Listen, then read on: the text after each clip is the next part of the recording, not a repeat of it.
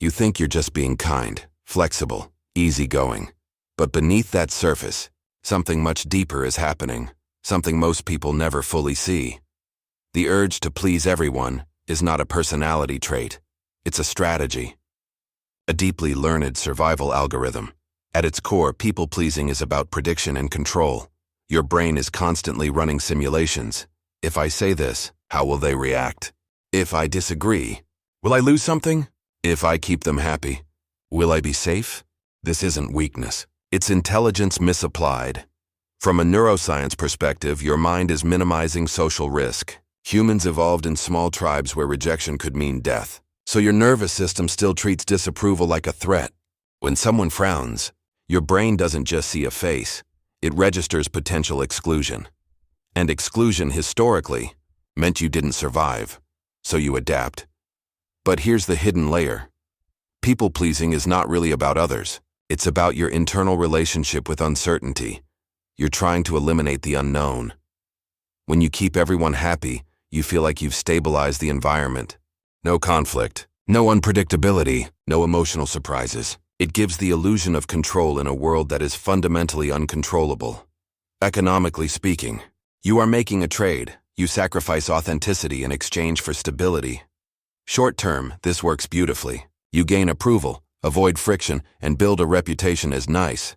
But long term, the cost compounds silently, because every time you override your real thoughts, you send a signal to your own mind. My truth is less important than their comfort. Do that enough times, and something strange happens. You begin to lose clarity about what you actually want. Not because you're confused, but because you've trained yourself not to look. Psychologically, this creates a split identity, the external self, who adapts, and the internal self, who watches quietly. The more you please, the wider that gap becomes. Now here's something even deeper that few people understand. People-pleasing often comes from high social intelligence combined with low self-trust. You read people extremely well. You can sense moods, expectations, subtle shifts in tone. But instead of using that awareness to navigate honestly, you use it to pre-adjust yourself. You don't enter conversations as you are. You enter as the version that will be most accepted. And over time, this becomes automatic. Philosophically, this is where the real problem emerges. You stop being a participant in life and become a negotiator of reactions. You're no longer asking, what do I think? You're asking, what will work? And those are not the same question. Historically, many thinkers warned about this subtle trap, the loss of self through conformity. Not forced conformity, but voluntary adaptation, driven by the desire to belong, 'cause belonging feels like safety, but belonging without authenticity becomes a quiet form of self-erasure. Here's the paradox that only a few people truly grasp. The more you try to please everyone, the less deeply anyone actually connects with you.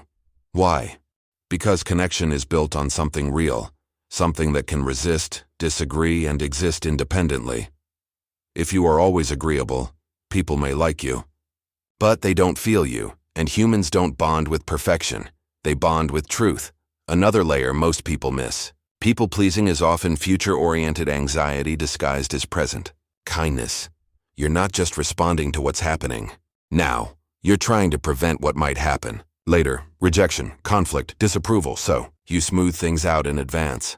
But life doesn't reward perfect anticipation. It rewards alignment.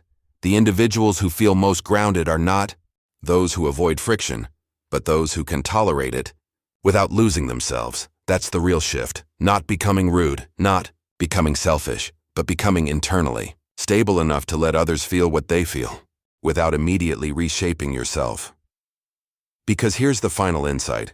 You don't actually need everyone to be pleased. You need to be able to withstand the moment when they're not. That's where freedom begins. Not in controlling reactions, but in no longer being controlled by them. And once you reach that point, something unexpected happens. You don't lose people. You lose the version of yourself that was never truly there.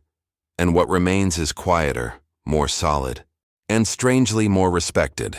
Because authenticity carries a signal that people can feel, even if they can't explain it. If you like this video, so subscribe.